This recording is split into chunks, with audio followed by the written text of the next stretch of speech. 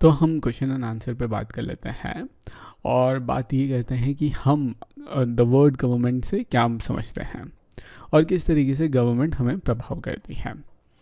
तो गवर्नमेंट यानी कि एक सिस्टम जो कि ऑलमोस्ट हर कंट्री में होता है, जहाँ पे लोग कैसे रहेंगे, लोगों को प्रॉपर गवर्न करना, एडमिनिस्टर करना, मैनेज करना, देश को चलाना, देश को लीड करना, उसे गवर्नमेंट बोलते हैं। उस सिस्टम को, उस ऑर्गेनाइजेशन को गवर्नमेंट बोलते हैं। बेसिकली ये डेफिनेशन है जो कि आप बोल सकते हो गवर्नमेंट का मतलब क्या होता है। गवर्नमेंट यूजुअली जो रहती है वो 3 लेवल पे रहती है, जो कि हमने पढ़ा है। अब 5 ways in which you think government affect, तो एक अफेक्ट करती है हमारी डेली लाइफ। एक तो ट्रैफिक का मैनेजमेंट, क्योंकि हम चलते हैं और ये सारी चीज़ें, ट्रैफिक रूल्स बनाती है, पुलिसमैन खड़े करती है। एजुकेशन में गवर्नमेंट का बहुत इंपॉर्टेंट है, जैसे बोर्ड्स की एग्ज़ाम होती है तो गवर्नमेंट ऑर्गेनाइज करती है, और बाकी एजुकेशन की बुक्स और ये सारी चीज़ें भी गवर्नमेंट ही उसकी पॉलिसी तय करती है। पेट्रोल पंप में हमने देखा है कि भारत पेट्रोलियम जो है वो गवर्नमेंट के अंदर आता है, रेलवेज़ जो है वो गवर्नमेंट के अंदर आता है, पुलिस जो है वो गवर्नमेंट के अंदर आता है। इनफैक्ट हाउस में भी हमने देखा है कि अगर किसी ने सड़क का पे कब्ज़ा कर लिया है, सड़क पे अपना घर बना लिया है, तो उसे तोड़ने का अधिकार भी गवर्नमेंट के पास रहता है। तो गवर्नमेंट हमें डेली लाइफ में बहुत सारे एस्पेक्ट्स पे डील करती है। 1 2 3 4 5। अब बात कर रहे हैं कि why do you think government needs to make rules for everyone in the form of law. तो गवर्नमेंट जो रहती है वो मैनेज करती है, एडमिनिस्टर करती है, गवर्न करती है, देश को चलाती है। स्टेट गवर्नमेंट स्टेट को चलाती है, लोकल गवर्नमेंट लोकल एरिया यानी कि सिटी या अगर गांव है तो गांव को चलाती है।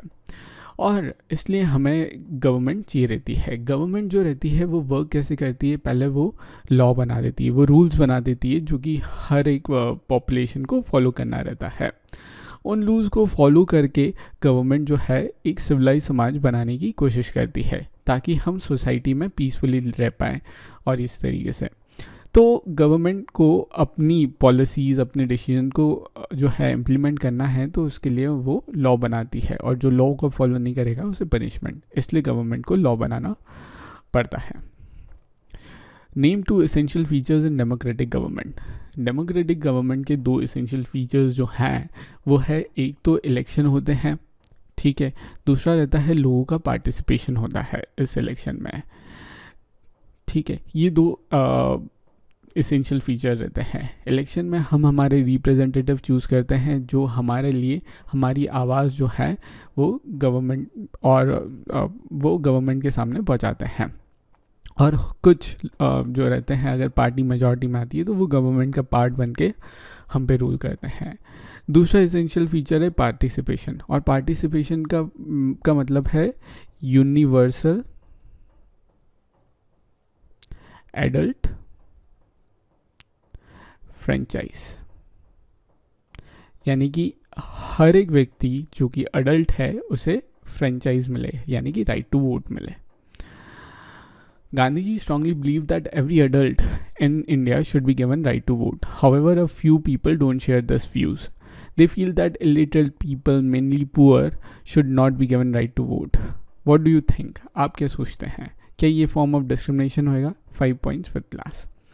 अब ये वाली चीज़ पे अभी भी डिबेट होती है, क्या हर एक व्यक्ति को वोट दे दिया जाए। क्यों? क्योंकि वो सोचते हैं कि इलिटरेट लोग जो कम पढ़े लिखे हैं या गरीब लोग जो रहते हैं वो नहीं, उन्हें नहीं देना चाहिए। तो मैं इसके प्रोज एंड कॉन्स बता देता हूँ। पहले तो मैं ये उनके पक्ष में दलील देता हूँ जो ये सोचते हैं कि इन लोगों को वोट का अधिकार नहीं देना चाहिए। एक तो इलिटरेट पीपल जो रहते हैं वो इजीली इन्फ्लुएंस हो जाते हैं, उन्हें पैसे से, पावर से और बाकी चीज़ों से इन्फ्लुएंस कर दिया जाता है, और फिर ये वोट देते हैं तो गलत कैंडिडेट को वोट दे देते हैं। साथ ही साथ ऐसा भी माना जाता है कि इलिटरेट पीपल में दूरदृष्टि, फोरसाइट नहीं रहती है। इनको अल्कोहल से यानी कि शराब से, पैसे से ख़रीद लिया जाता है, और अल्कोहल और शराब तो एक बार मिलती है, इसके लिए वो 5 साल देश के नेता चुन लेते हैं जो कि देश के लिए गलत साबित होते हैं। साथ ही साथ इनको प्रॉपर इन्फॉर्मेशन नहीं होती है, क्योंकि इलिटरेट है तो इनको इन्फॉर्मेशन नहीं रहती है, तो इसलिए भी। लेकिन मेरा मानना है, अब मैं इसके अगेंस्ट दलील लेता हूँ, मेरा मानना है कि भले से इन्फॉर्मेशन नहीं है, भले से पढ़ा लिखा नहीं है, लेकिन उन्हें बेसिक अंडरस्टैंडिंग तो होती है कि किस तरीके से देश चलना चाहिए, उन्हें अपने अधिकार के बारे में पता होना चाहिए। ये भी गलत है कि कुछ लोग इन गरीब लोगों के लिए भी कानून बना दे, क्योंकि कानून तो सब पे बनने वाले, लॉज तो सबके लिए बनने वाले, चाहे अमीर हो या गरीब हो। तो इन गरीब लोगों की आवाज़ सुनी नहीं जाए और सिर्फ अमीर लोगों की आवाज़ सुनी जाए, वो भी गलत हो जाता है। अमीर लोग ऐसे कानून बनाएंगे, ऐसे लॉज बनाएंगे जिससे वो अमीर ही रहें और गरीब लोग गरीब ही रहें। इसलिए मेरा ये मानना है कि दोनों तरीके से देखा जाए तो जो मेरा मेन फाइनल मानना है कि सबको राइट होना चाहिए वोट देने का, सबको मौका तो मिलना चाहिए राइट टू वोट।